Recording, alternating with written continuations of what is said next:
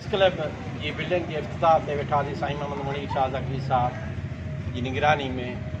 अॼु वरी हिते शहरी ताज की बिल्डिंग के इफ्तिताह में वेठा आहियूं। त अहिड़े मौक़े ते जॾहिं कोरोना जी वबा जे ख़ौफ़ परेशानियुनि मुआशी बहरान में जेकॾहिं असीं गॾिजी हिकिड़े सुठे कम लाइ सुठी हिकिड़ी शइ लाइ एप्रिशिएट करणु आया आहियूं, इहा ख़ुशी जी ॻाल्हि आहे। इदारा कंहिंजी मिल्कियत ज़ाती न हूंदा आहिनि, इदारा हिन शहर जा माण्हुनि जा आहिनि।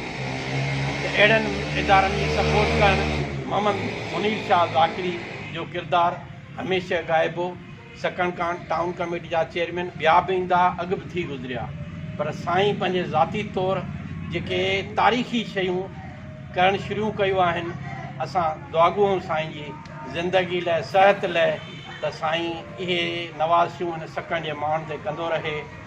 छाकाणि टाउन कमेटी सकण जी बिल्डिंग जेका मुंहिंजो ख़्यालु आहे सिंध में पहिरीं बिल्डिंग टाउन कमेटी जे हिसाब सां ठही आहे नक्शे ते।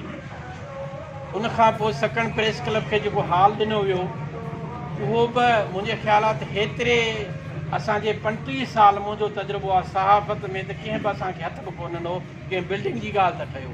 पर साईं जेका ज़ाती तौरु महिरबानी कई सकण जे सहाफ़िन ते थोरो कयो, एहसान कयो, पंहिंजे शहर ते थोरो कयो, उन शहरनि ते थोरो कयो, उहो हमेशह यादि रहंदो।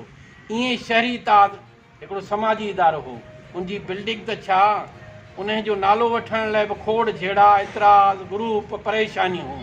पर मोहम्मद मुनीर शाह ज़ाकिरी खे जस हुजे, सलाम हुजे, उन हिकु इदारे खे ज़िंदह रखण लाइ, हिकु इदारे खे क़ाइमु रखण लाइ उनजो बुनियादु हिन बिल्डिंग सां रखियो आहे, जेको हमेशह रहंदो। हिते मेंबर उहिदेदार अचणा वञणा आहिनि, खोड़ न